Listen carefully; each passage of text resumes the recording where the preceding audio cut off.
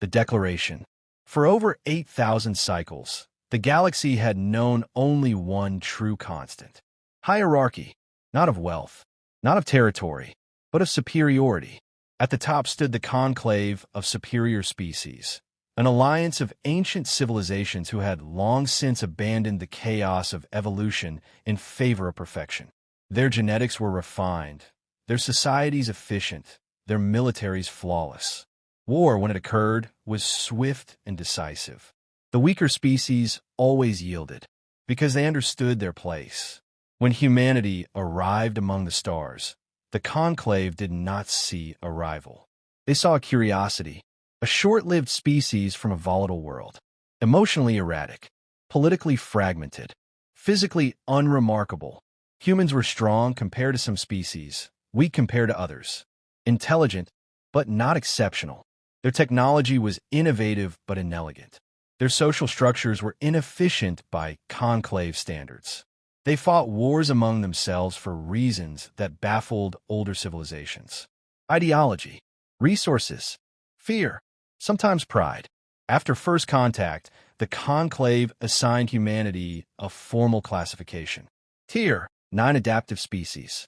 A polite way of saying unrefined, useful, non-threatening.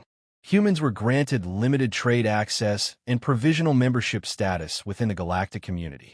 They were not given strategic influence, nor were they invited into military alliances. No one believed they would ever matter. For nearly 3 decades, this assumption held true, until the colony at Arix 4. Arix 4 was not a military outpost.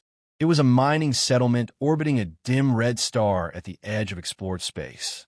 Established jointly by several Earth-based corporations and supported by the United Nations Expansion Directorate, its purpose was simple: extract rare materials, ship them home, expand humanity's reach quietly. The colony housed just over 40,000 civilians. Families lived there. Children were born there. It was by every measure insignificant, which is why no one noticed the discovery at first.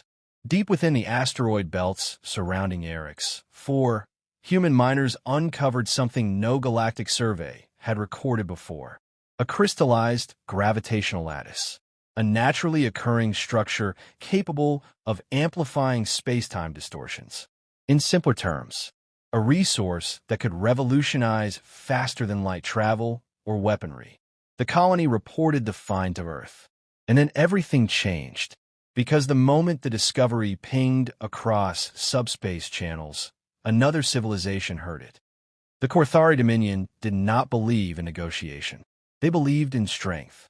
The Dominion was a warrior species shaped by centuries of bioengineering. Towering, heavily muscled, and neurologically optimized for combat strategy, they had conquered more than 200 star systems. Their doctrine was simple: ownership belonged to those capable of defending it. The conclave tolerated them because they were useful, predictable, contained. But when the Dominion learned of the gravitational crystal at Arix 4, they did not file a claim. They mobilized a fleet. The Dominion arrived without warning. No diplomatic envoy, no communication. Their warships entered orbit and issued a single transmission. This system now falls under Dominion protection. The human governor attempted to respond, requested arbitration through the conclave, offered shared extraction rights, even proposed evacuation in exchange for compensation. The Dominion replied with silence. Then they opened fire. Orbital defense stations were destroyed in seconds. Civilian transports attempting to flee were intercepted. Mining habitats were reduced to expanding clouds of molten debris. Within 17 minutes, Arix 4 ceased to exist. 40,000 lives were erased. The Dominion transmitted their final message toward Earth: compliance prevents extinction. Across the conclave, reactions were predictable. Some expressed mild disapproval. Others saw it as a necessary correction. After all, humanity lacked the strength to defend its claim. The conclave expected Earth to respond with submission. A formal protest, perhaps. A request for mediation. Maybe even a withdrawal from expansion efforts altogether. Because that was what lesser species always did. Earth's response came 18 hours later. Not through the conclave. not through diplomatic channels, but directly to the Dominion High Command. The message contained no threats, no outrage, no demand for justice, just a single statement. Congratulations, you just declared war on the wrong race. Across Dominion command halls, the response was laughter. Humans had no unified war doctrine, no history of interstellar conquest, no genetic enhancements. Their fleet was small, scattered, and technologically uneven. They were, by every known metric, incapable of sustaining a war against the Dominion. Dominion strategists estimated the conflict would last 3 days. 5 at most. They began mobilization immediately. Within the conclave, reactions ranged from amusement to concern. Not for humanity, but for stability. Wars were meant to be contained. Predictable. Short. Humanity's declaration was irrational, emotionally driven, primitive. It confirmed every assumption the galaxy had made about them. But on Earth, the message had not been sent in anger. It had been sent in certainty. Because humanity had not evolved on a peaceful world. They had survived ice ages, predators, famine, plagues, and each other. They had learned one truth long before reaching the stars. Strength did not guarantee survival, but persistence often did. And now, someone had just given them a reason to persist. The Dominion fleet began its advance toward human space, expecting surrender. Instead, they were about to discover why humanity had never needed perfection. Only time. The first shock. The Korthara Dominion did not rush into war. They executed it. Every campaign in their history followed precise models built from centuries of genetic memory and tactical refinement. Their fleets moved with mathematical discipline. Their formations were flawless, and their victories were inevitable. War was not chaos. War was structure, and structure always prevailed. So when the Dominion's first suppression fleet entered human-controlled space, their objective was not conquest. It was correction. Destroy orbital defenses. Cripple infrastructure. Force surrender. The humans would yield. They always did. The target was the Proxima Defense Network, a collection of early warning stations and patrol fleets guarding one of the primary approach routes to Earth. Dominion intelligence predicted minimal resistance. Human ships were inconsistent in design and poorly coordinated compared to Conclave standards. Their naval doctrine lacked unity. Their command systems were fragmented across multiple governing bodies. A species still arguing among itself could not wage a war. Dominion simulations gave humanity less than a 4% chance of mounting effective resistance. The fleet advanced in perfect formation, dreadnoughts at the core, destroyers screening the flanks, interceptor wings held in reserve. They did not expect a battle. They expected surrender. Instead, they found nothing. Proxima's orbital stations were abandoned. Defense platforms powered down. Patrol routes empty. Dominion scanners swept the system. No fleet signatures. No tactical readiness. It appeared humanity had already fled. Dominion Command prepared to secure the system without engagement. Then the first human ship appeared. It was small, civilian design, modified hull plating, improvised weapon mounts. It did not retreat. It accelerated directly toward the Dominion formation. Alone, Dominion targeting systems locked instantly. A single interceptor destroyed it with a precise energy strike. The ship detonated in a cloud of debris. Dominion Command registered the event as insignificant until the debris moved.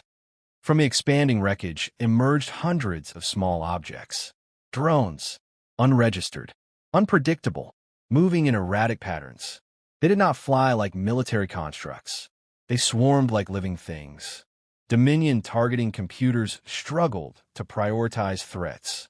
Before recalibration could complete, more human ships appeared, not in formation, not in coordination. They arrived from every vector. Cargo haulers converted into missile carriers. Exploration vessels mounting kinetic cannons. Escort frigates equipped with experimental engines. They did not move as a fleet. They moved as individuals. And they attacked. Dominion doctrine dictated order. Human tactics embraced chaos. Instead of holding formation, human ships scattered. Instead of focusing fire, they struck unpredictably. One vessel would accelerate into Dominion range, unleash a barrage, and withdraw erratically. Another would feign retreat, only to detonate pre-deployed mines along pursuit routes. Dominion weapons tracked with precision. But precision required predictability. Humans offered none. A Dominion destroyer fell first, not to direct assault, but to debris. A human vessel self-destructed at close range, releasing dense fragments of armored plating accelerated at lethal velocity. The destroyer's shielding absorbed most of the impact, but not all. Microfractures formed across its hull. Seconds later, a second human strike targeted those fractures with kinetic penetrators. The destroyer ruptured. Dominion command recalculated. Losses were now statistically improbable. And yet, another cruiser fell. Then an interceptor wing. Human drones disrupted targeting locks using false heat signatures. Some emitted erratic energy pulses mimicking capital-class engines. Others simply moved in patterns no tactical model could anticipate. Dominion weapons fired where targets should be. Humans maneuvered where logic said they wouldn't. Then came a shock. A human vessel, clearly not military, accelerated directly into Dominion formation. Its engines burned beyond safety thresholds. Dominion Command identified the maneuver as irrational. It did not evade. It did not defend. It collided with a Dominion battleship. The impact alone caused minimal damage, but the ship's core detonated moments later, not as an explosion, as a directed kinetic pulse. The battleship's forward shield collapsed. Human artillery, hidden among drifting debris, fired immediately. The battleship broke apart. Dominion losses mounted. 12 capital ships, dozens of escorts, not destroyed by superior firepower, but by tactics that defied prediction. Dominion simulations failed to adapt in real time because the enemy did not behave like a species. They behaved like thousands of independent actors. No central pattern, no unified doctrine, only intent. Captured Dominion pilots would later describe the battle in unsettling terms. They did not fight to survive. They fought to win. Some human ships disengaged while still capable of fighting. Others pressed attacks long past tactical viability. Several sacrificed themselves to create openings for vessels they had never communicated with. There was no visible chain of command, no observable hierarchy, only coordination without structure, purpose without order. When the Dominion fleet finally withdrew to reassess, the Proximus system remained contested. Human losses were significant, but irrelevant, because the Dominion had never lost a fleet engagement against a newly contacted species. Until now, reports reached Dominion High Command within hours. Their conclusion was immediate. Humanity lacked discipline, lacked efficiency, lacked unity, but they possessed something far more dangerous. They adapted mid-battle, and they accepted losses not as failure, but as investment. For the first time in Dominion history, a new variable entered their war models. Not strength, not technology, but mindset, because the humans had not fought like a species defending territory. They had fought like survival itself was negotiable. And victory was not. The war humans wage. The Proxima engagement was not supposed to matter. To the Corthari Dominion, it was a statistical anomaly, an unexpected resistance from an inferior species. Losses, while unprecedented, were viewed as correctable. Adjustments would be made, tactics refined, overwhelming force applied. The Dominion had faced defiance before, and they had always crushed it, so they escalated. Within weeks, the Dominion deployed a second wave.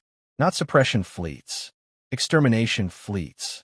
Massive dreadnoughts entered human space, vessels capable of cracking planetary crusts and rendering entire systems uninhabitable. Their strategy was simple.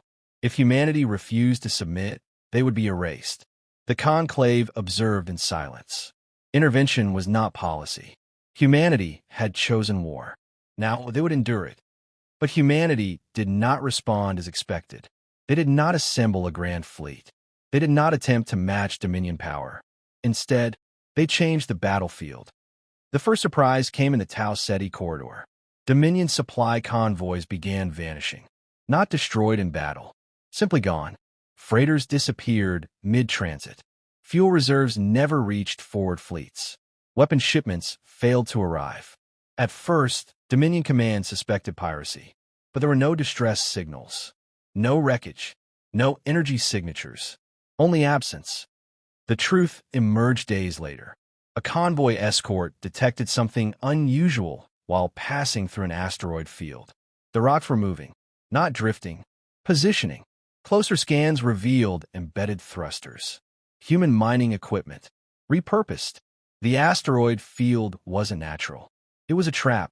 As the convoy passed through, the asteroids shifted, blocking escape vectors. Hidden mass drivers, constructed from excavation machinery, fired kinetic slugs at close range. No warship would have recognized the threat until too late, because it wasn't built for war. It was built for mining. Across contested systems, similar patterns emerged. Terraforming engines were modified into atmospheric destabilizers. Agricultural nanites were reprogrammed to corrode Dominion hull alloys. Civilian AI logistics systems were converted into predictive warfare networks. Humans weren't building weapons. They were turning everything into one. The Dominion adapted. They increased escort strength, reinforced supply routes, encrypted communication networks. And still, the problems grew. Navigation data began failing. Ships arrived at coordinates that no longer existed. Phantom fleets appeared on sensors, forcing entire battle groups to reroute. Dominion Command soon realized they were fighting something new.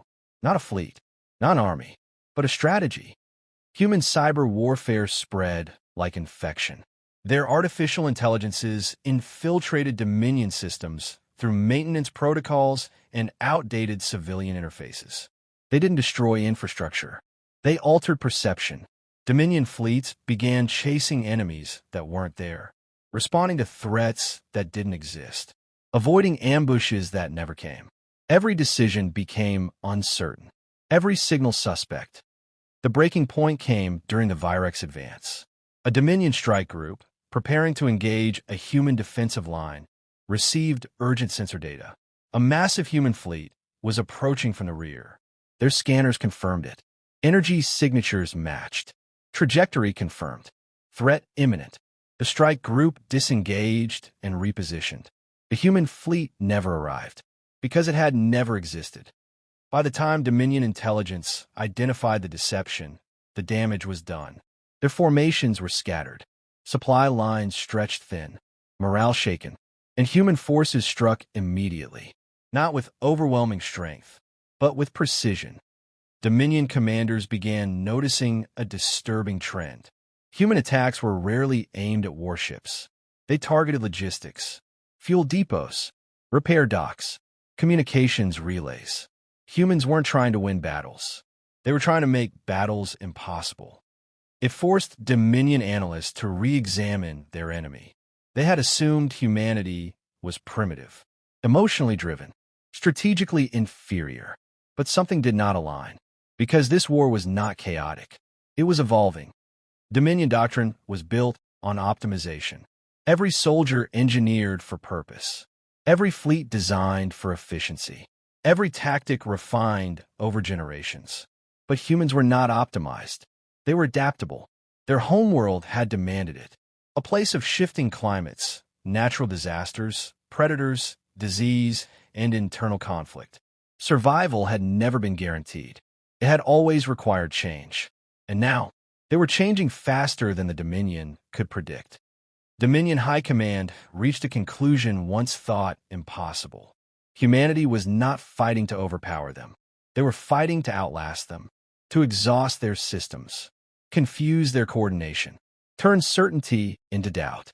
Because humans did not require perfection to win. They only required opportunity. The Dominion still possessed superior fleets, superior firepower, superior biology. But for the first time in centuries, they no longer possessed control, and the war was only beginning to shift. The wrong race. By the 17th month of war, The Korthari Dominion had reached an unfamiliar conclusion. Humanity was not weakening. They were adapting. Every loss they suffered became a lesson. Every victory the Dominion claimed became temporary. Supply lines were unreliable. Communications were suspect. Strategic projections were failing. And still, Earth remained untouched. So Dominion High Command made a final decision. If humanity could not be subdued through pressure, they would be erased through force. The Dominion assembled an extinction fleet, not a strike group, not an invasion force, an annihilation armada. Planet Cracker dreadnoughts formed the core.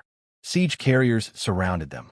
Interceptor swarms stretched across thousands of kilometers. Their objective was singular: destroy Earth. End the war. Restore order. Across the galaxy, the Conclave watched. No species had ever survived a Dominion extinction fleet. Not one. Humanity's resistance had been impressive, but now it was irrelevant. The fleet entered Sol system space, and humanity responded. Not with surrender, not with retreat, but with something no galactic doctrine had ever recorded: mobilization. Earth did not deploy a single unified defense fleet, because humanity did not possess one. Instead, everything moved. Orbital habitats shifted into combat positions. Commercial transports were armed and redirected. Mining platforms repositioned into defensive formations. Asteroids were fitted with propulsion drives. Communication satellites became targeting relays. The line between civilian and military disappeared, because humanity no longer fought as an army. They fought as a species. Dominion scanners detected thousands of vessels, but they were not uniform. Cargo haulers, exploration craft, research stations, even personal transports. Each modified, each armed, each moving with intent. And behind them, Earth itself became a fortress. Atmospheric defense grids activated. Surface-based mass drivers aligned. Energy networks rerouted into planetary shields. Every system repurposed. Every structure weaponized. Dominion Command initiated assault patterns. Precision bombardment began. Human ships fell quickly. They were not built for war, but they did not retreat. More took their place. Dominion formations advanced toward firing range. Then the unexpected occurred. Human defense did not collapse. Even as command vessels were destroyed, even as communication hubs fell, even as orbital structures burned, human resistance continued. Because it was not coordinated from above. It was driven from below. Engineers piloted strike craft. Scientists managed targeting systems. Farmers operated defense drones. Former rivals fought side by side. There was no central command to destroy, no hierarchy to disrupt. Human resistance was cultural, not structural. Dominion forces destroyed a major defense platform. Within minutes, civilian transports filled the gap. A dreadnought eliminated a human carrier group. Autonomous mining vessels immediately formed a new blockade. Every loss was replaced. Every breach repaired. Every advance contested. Dominion strategists recalculated continuously. But human responses changed faster than predictions could adapt. They did not defend according to doctrine. They defended according to necessity. And necessity evolved. The final realization came too late. Humanity was not trying to win a battle. They were trying to make defeat impossible. Because even as cities were struck, Earth fought. Even as fleets were lost, Earth fought. Even as infrastructure failed, Earth fought. Dominion Command saw something no empire had ever recorded. A species that did not require victory to continue. Only survival. And survival was enough. Weeks passed. Dominion losses mounted. Not catastrophic, but constant. Every advance slowed. Every engagement costly. Every projection uncertain. The extinction fleet had not been stopped, but it had not succeeded. And for the first time in Dominion history, fatigue appeared. Not physical, but strategic. Humans did not break. They did not surrender. They did not conform. They adapted. Endlessly. The Dominion withdrew. Not in defeat, but in recognition. Victory was no longer guaranteed. And extinction was no longer achievable. Across the conclave, silence followed. Humanity was reclassified. No longer Tier 9, but Tier 1, an existential strategic species. Earth transmitted a final message. Not in triumph, not in threat, but in certainty. We don't start wars, but we finish them. The galaxy would remember that message, because it was never a warning, only a statement of fact. Someone had declared war on humanity and discovered they were the wrong race to try.